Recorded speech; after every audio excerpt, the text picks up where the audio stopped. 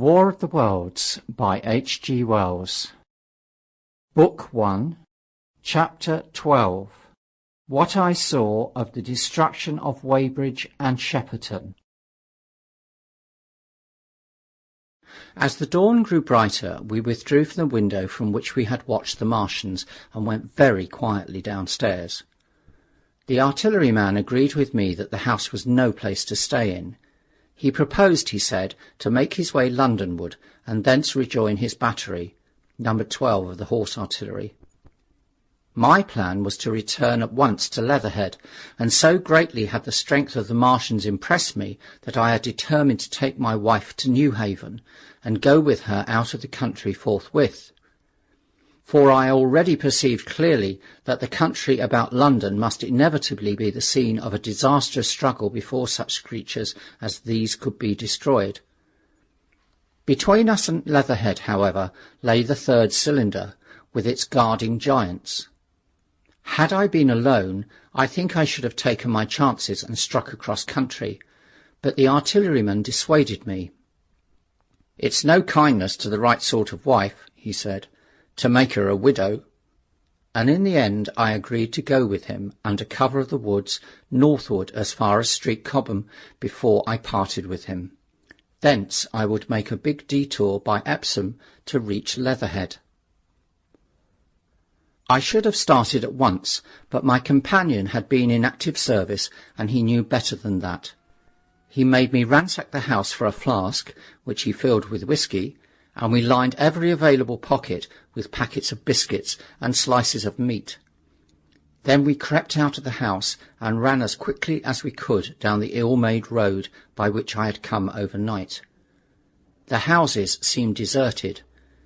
In the road lay a group of 3 charred bodies close together, struck dead by the heat ray, and here and there were things that people had dropped, a clock, a slipper, a silver spoon, and the like poor valuables.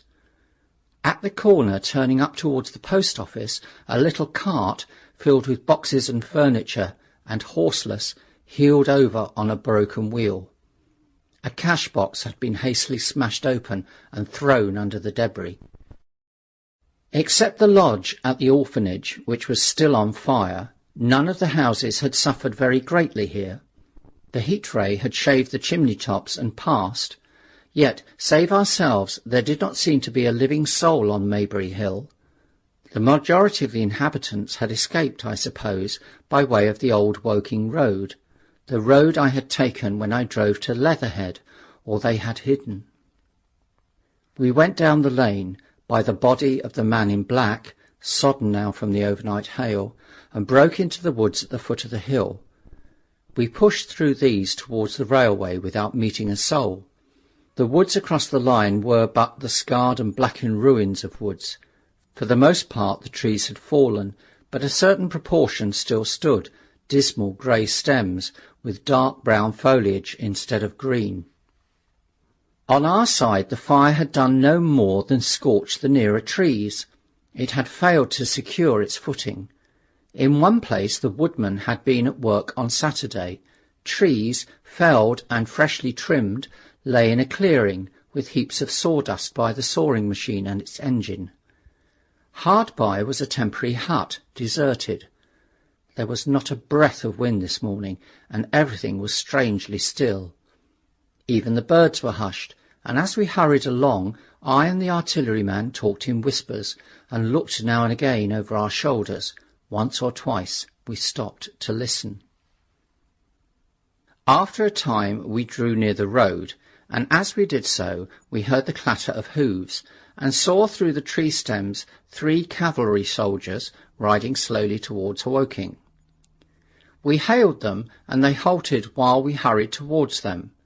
It was a lieutenant and a couple of privates of the 8th Hussars, with a stand like a theodolite, which the artilleryman told me was a heliograph. "You are the first men I've seen coming this way this morning," said the lieutenant. "What's brewing?" His voice and face were eager. The men behind him stared curiously. The artilleryman jumped down the bank into the road and saluted. "Gun destroyed last night, sir. Have been hiding." Trying to rejoin battery, sir. You'll come in sight of the Martians, I expect, about half a mile along this road." "What the dickens are they like?" asked the lieutenant. "Giants in armour, sir.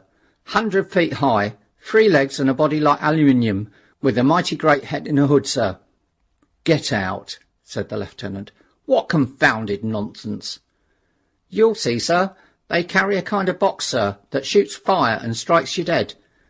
"What do you mean, a gun?" "No, sir." And the artilleryman began a vivid account of the heat ray. Halfway through, the lieutenant interrupted him and looked up at me. I was still standing on the bank by the side of the road. "It's perfectly true," I said. "Well," said the lieutenant, "I suppose it's my business to see to it too. Look here," to the artilleryman, "we're detailed here clearing people out of their houses. You'd better go along and report yourself to Brigadier General Marvin and tell him all you know. He's at Weybridge. Know the way?"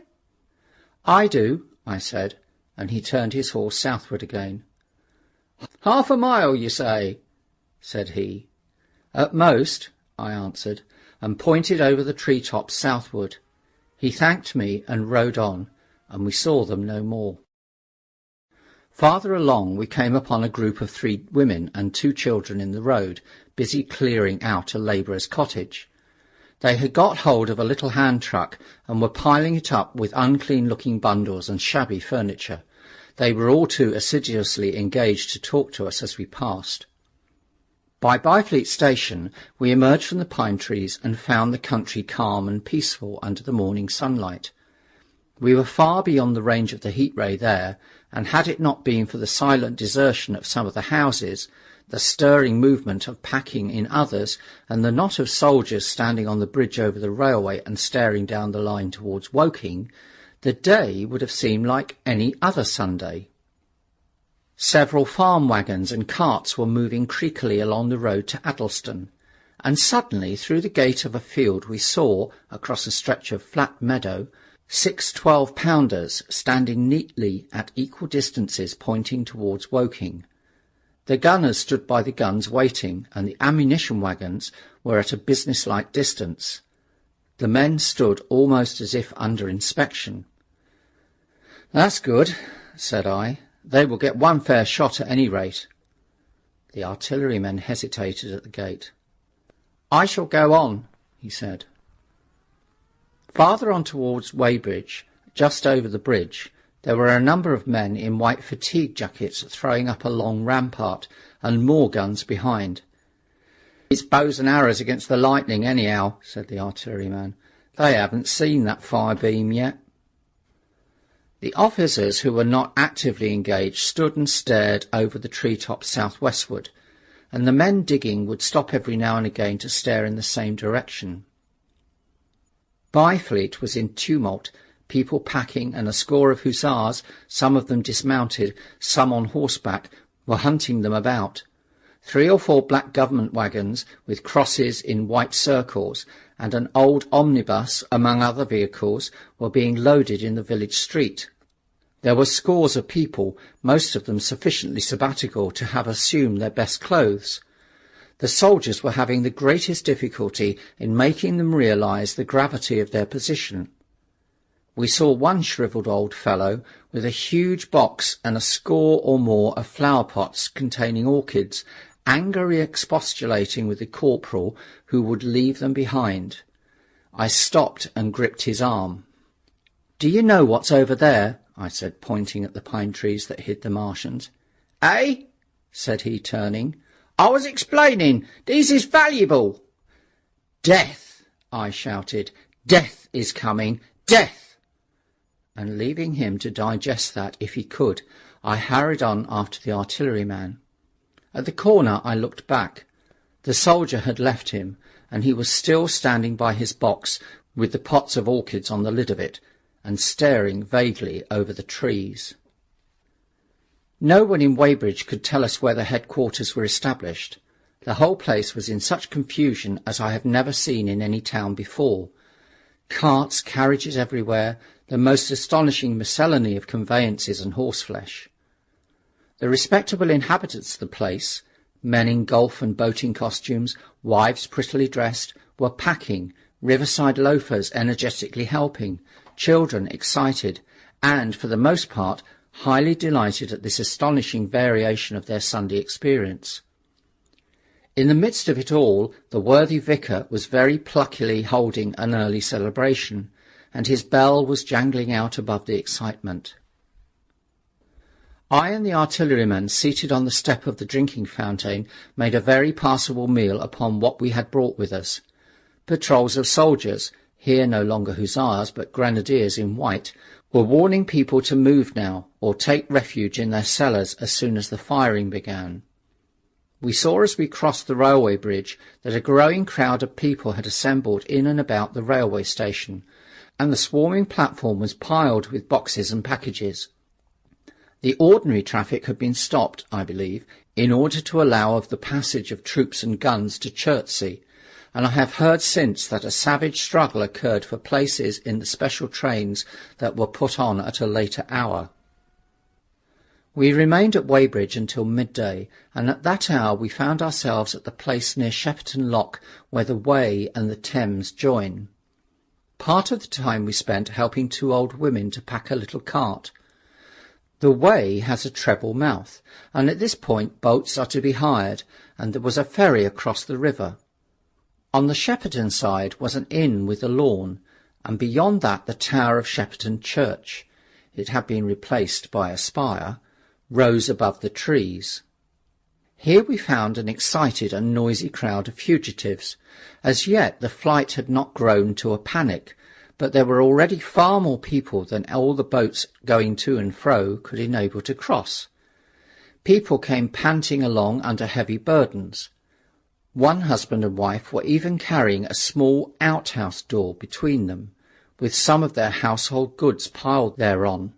One man told us he meant to try to get away from Shepperton Station. There was a lot of shouting, and one man was even jesting. The idea people seemed to have here was that the Martians were simply formidable human beings, who might attack and sack the town, to be certainly destroyed in the end. Every now and then people would glance nervously across the way, at the meadows towards Chertsey, but everything over there was still.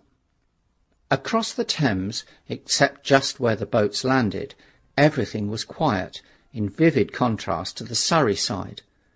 The people who landed there from the boats went tramping off down the lane. The big ferry boat had just made a journey. 3 or 4 soldiers stood on the lawn of the inn, staring and jesting at the fugitives, without offering to help. The inn was closed, as it was now within prohibited hours.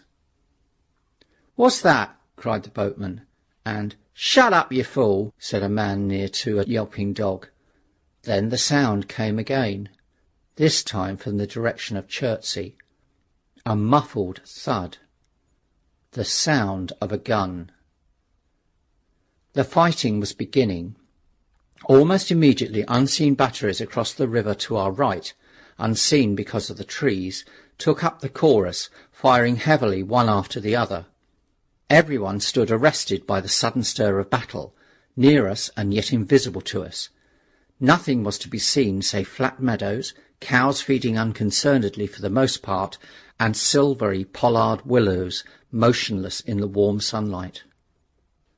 "The soldiers'll stop 'em," said a woman beside me, doubtfully. A haziness rose over the tree-tops.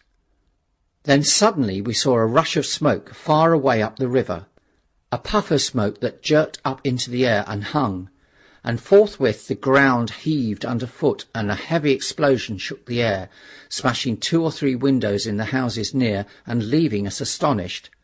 "Here they are!" shouted a man in a blue jersey. "Yonder! Do you see 'em? Yonder!" Quickly, one after the other, 1, 2, 3, 4 of the armoured Martians appeared, far away over the little trees across the flat meadows that stretched towards Chertsey, and striding hurriedly towards the river. Little cowled figures they seemed at first, going with a rolling motion as fast as flying birds. Then advancing obliquely towards us came a 5th. Their armoured bodies glittered in the sun as they swept swiftly forward upon the guns, growing rapidly larger as they drew nearer. One on the extreme left, the remotest that is, flourished a huge case high in the air, and the ghostly, terrible heat ray I had already seen on Friday night smote towards Chertsey and struck the town. At the sight of these strange, swift and terrible creatures, the crowd near the water's edge seemed to me to be for the moment horror-struck. There was no screaming or shouting, but a silence. Then a hoarse murmur and a movement of feet, a splashing from the water. A man, too frightened to drop the portmanteau he carried on his shoulder, swung round and sent me staggering with a blow from the corner of his burden. A woman thrust at me with her hand and rushed past me. I turned with the rush of the people, but I was not too terrified for thought. The terrible heat ray was in my mind. To get under water, that was it. "Get under water!" I shouted, unheeded.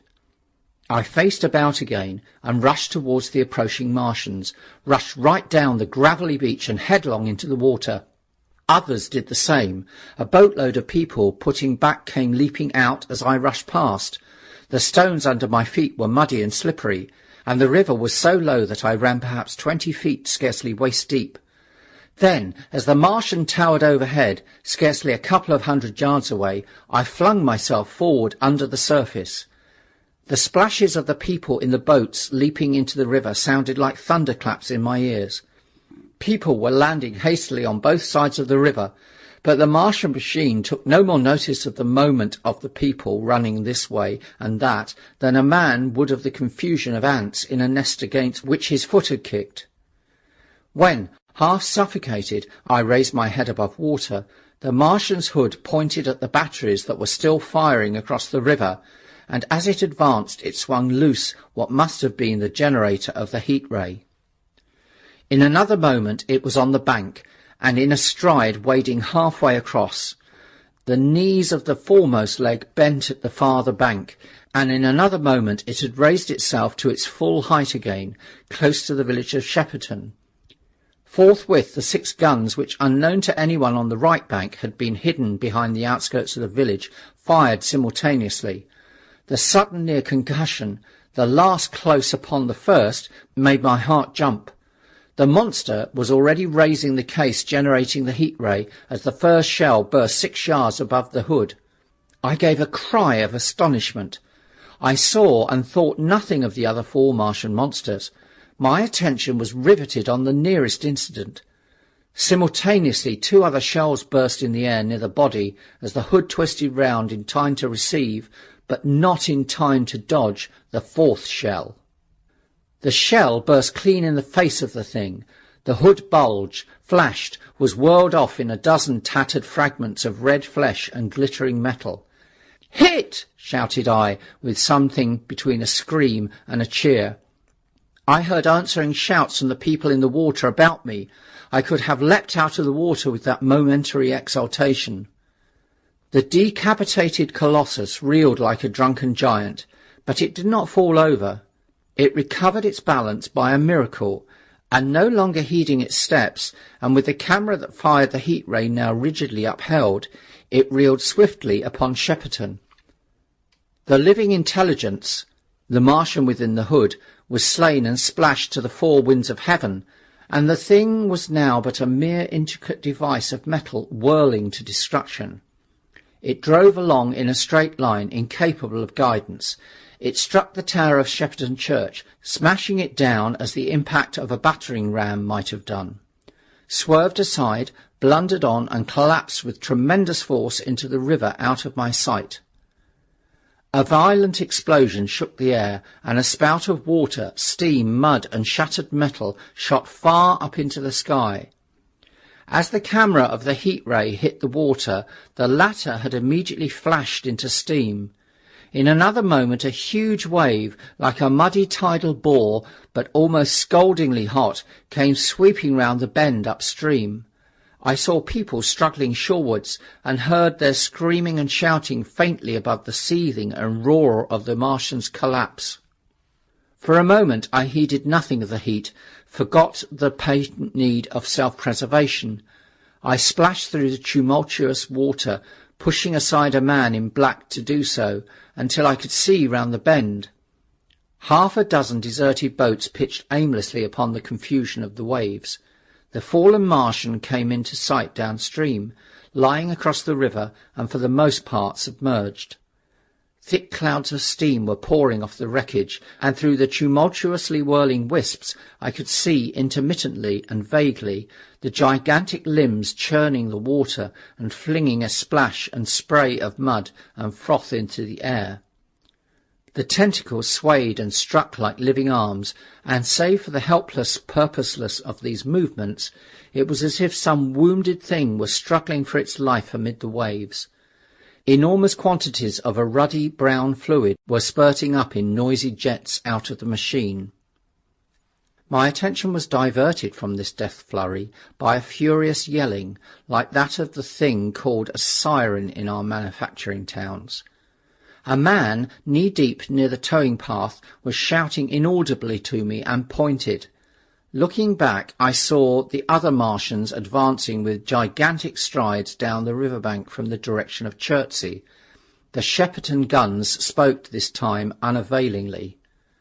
At that I ducked at once under the water, and holding my breath until movement was an agony, blundered painfully ahead under the surface as long as I could. The water was a tumult about me, and rapidly growing hotter.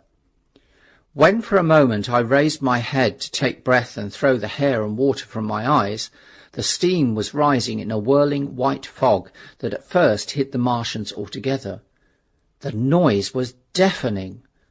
Then I saw them dimly, colossal figures of grey, magnified by the mist.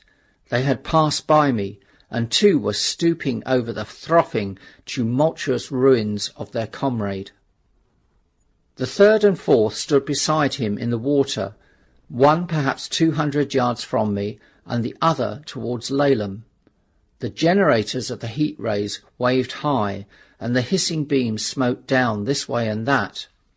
The air was full of sound, a deafening and confusing conflict of noises, the clangorous din of the Martians, the crash of falling houses, the thud of trees, fences, sheds flashing into flame, and the crackling and roaring of fire. Dense black smoke was leaping up to mingle with the steam from the river, and as the heat ray went to and fro over Weybridge, its impact was marked by flashes of incandescent white that gave place at once to a smoky dance of lurid flames. The nearer houses stood still intact, awaiting their fate, shadowy, faint, and pallid in the steam, with the fire behind them going to and fro. For a moment perhaps I stood there, breast high in the almost boiling water, dumbfounded at my position, hopeless of escape. Through the reek I could see the people who had been with me in the river scrambling out of the water through the reeds, like little frogs hurrying through the grass from the advance of a man, or running to and fro in utter dismay on the towpath. Then suddenly the white flashes of the heat ray came leaping towards me. The houses caved in as they dissolved at its touch and darted out flames. The trees changed to fire with a roar. The ray flickered up and down the towing path, licking off the people who ran this way and that, and came down to the water's edge not 50 yards from where I stood. It swept across the river to Shepperton, and the water in its track rose in a boiling wheel, crested with steam. I turned shoreward. In another moment the huge wave, well nigh at the boiling point, had rushed upon me. I screamed aloud and scolded, half-blinded, agonized. I staggered through the leaping, hissing water towards the shore. Had my foot stumbled, it would have been the end.